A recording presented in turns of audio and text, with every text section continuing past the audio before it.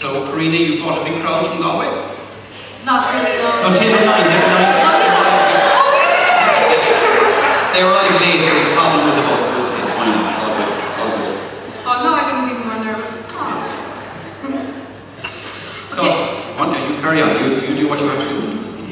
I always start making my Irish coffee with just preparation, so that when my Irish coffee is ready, it's ready to go and get served hot, okay?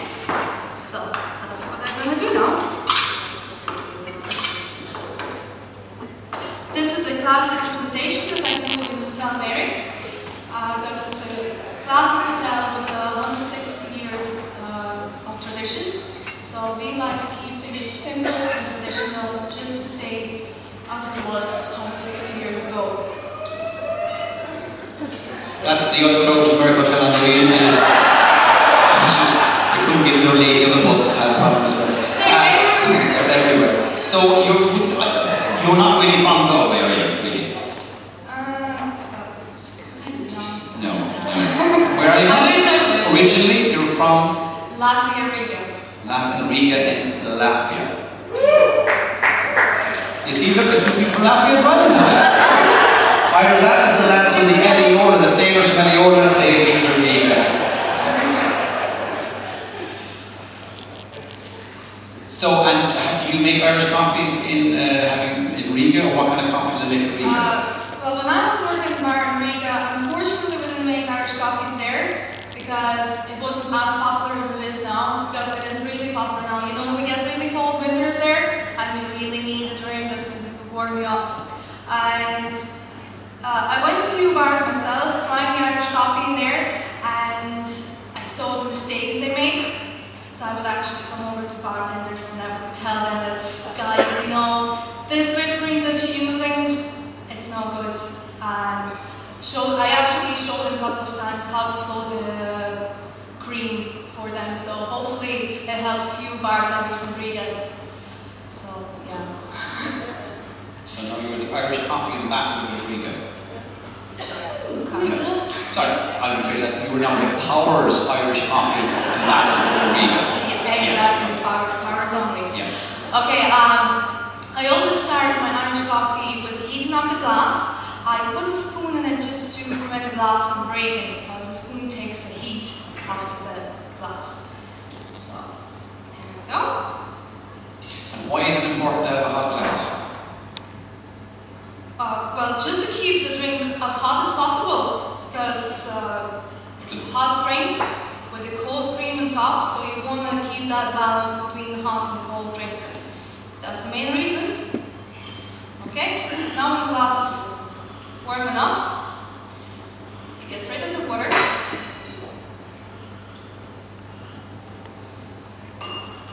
And what they don't use in the old days, or the original version of, let's say, the Irish coffee in Latvia, they don't use whiskey. What do they use? They use for the warm coffee they have over there. Oh yeah, in Latvia we have this special Latvian balsam. That's what it's called. It's actually herb liqueur, and that's what they put in it. But that's just because it's really traditional. But I noticed that those people actually prefer drinking it with whiskey anyway, because it has like, I'd say, smoother taste when it mixed with whiskey, because any other drink is, I'd say, a little bit too sharp. So, next thing I go in with the coffee. The reason why I go with the coffee, not whiskey or sugar in, because I have a hot glass, and if I put hot coffee in it, so obviously both of them are going to stay hot for longer. So, in we go. Hot Bewley's coffee. Bewley's coffee. Bewley's beautiful coffee. Bewley's coffee is the coffee we actually use in the hotel. And we have different variations of it. We actually make them in flasks, or we have little parcels that you can actually just make 1 cup coffee, which is really, really good for saving you money, because you wouldn't waste the whole package on making loads of coffee when you need only 1. And that's what we use, and it works well because it's really nice, rich tasting coffee. So. Now, is this how you always whip your cream? Yeah, I always whip cream in a shaker, as I think that gives it the best consistency, and I always get the chance to open up and see how thick it is, if I'm happy with it or not. And if I'm not, I can whip it a little bit more. If it's too thick, I just can add a little bit more cream. And by the way, it's even more cream. And as my colleague already said before, it's the best cream in the world. That's what you're supposed to use in the Irish coffee. Okay, but I don't know the cream yet, yeah? Because also we have to go with the fun part. In goes the alcohol, and the alcohol has to be the Paris whiskey. The reason why we use Paris whiskey in our hotel is that compared to all other Irish whiskies, it has a kind of spicier, crispier taste that gives like this, I don't know, I would say magical touch to the Irish coffee. So that's what we use at standard bar measure, 35.5. And it goes. Well, when I make it for myself, I should put a bit more. You know, no one ever said that the Irish coffee is too strong. So, in we go the whiskey. Okay? And now the sugar. I don't have the sugar. I have the sugar. I don't have the sugar. You got some sugar? You got some sugar? Keep talking, Karina. Keep talking. Keep talking. Can I pour some sugar? Some sugar. Here we go. Let's see how I'm going to sing a song for you, but I don't think you will appreciate it, so I better stay quiet and wait for the sugar. There it is! Yay! There you go. Sugar. Okay, and in we go with the sugar now. I use 1.5 spoon of sugar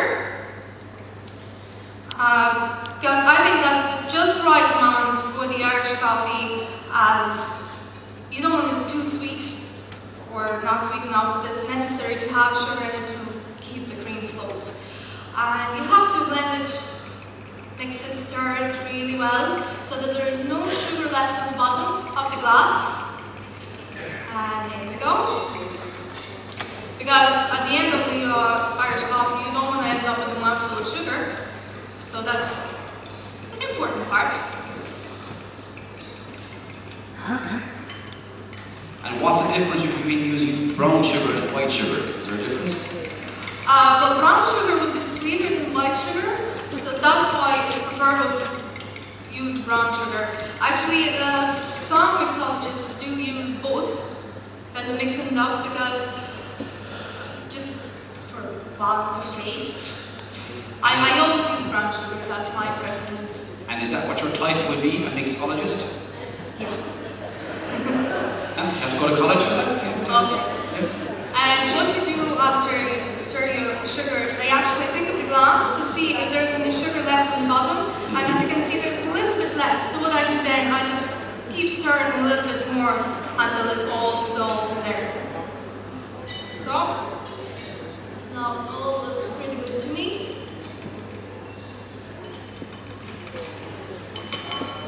And now the hard part.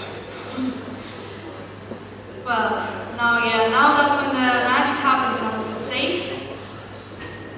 If you add sugar to the cream, does it help the cream to stay afloat?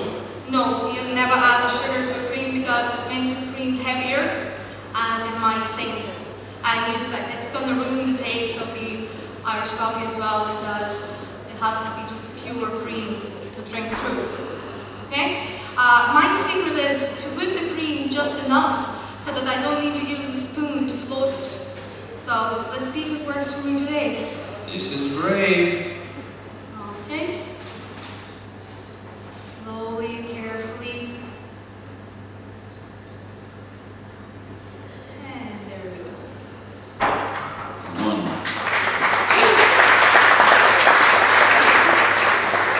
Maybe a drum roll? Yeah, we should really have a drum roll or a big heart beating. Well, it's definitely not my heart because mine is Okay. And you have to have steady hands for that, which I don't have today, unfortunately. But see, it works for me anyway. And had you ice cubes in the shaker when you were shaking the... I don't, no. The reason why I don't use ice cubes because I think they kind of just plastic, but like every bartender has their own way to do it, so I don't. You're gonna do I keep it nice and cold in the fridge, which is good enough for me. And here I have lovely Meyrick's coffee, just to top it up, just to give it my personal touch. And also, as you drink the coffee, you're actually going to get the aroma of the Meyrick's coffee. So up we go, just a small amount, just to dress it up a little bit. Okay, that's enough. And don't use pepper. I got a fright, sorry, I was thinking she didn't bring the sugar, she just grabbed an old pepper grinder behind the back there, and out she came. Okay, and here I have a little surprise now. Our pastry chef in the Hotel Meyrick, that's amazing. She made those little shamrock shaped cookies. These are going to go with the Irish coffee today. Did they travel all the way down from Galway? Of course I did. Without breaking? They're Galway shamrocks.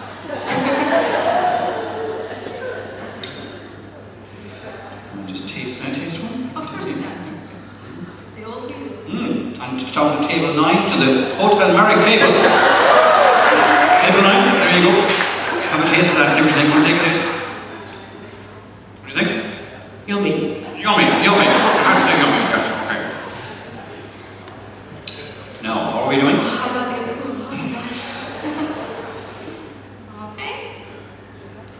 Well, and that's pretty much ready. So, ladies and gentlemen, here are our 3 copies from the Hotel Meyrick in Galway. Karina Malinovska. That's very great. good. That's good. Taxing for all day. Okay. I said I was going to call you some more easy, but okay, steady. And just don't. There's a step this side. No, that's it. Wait, that's it. Where the step is. Okay. So there we go, ladies and gentlemen, once again. From the Hotel Meyrick in Galway, serving our judges. Her Irish coffee. There's no United Airlines, which is great seeing her, really missing Irish coffee with the shamrock cookie and a little bit of Meyrick's coffee grinded on top. Ladies and gentlemen, once again.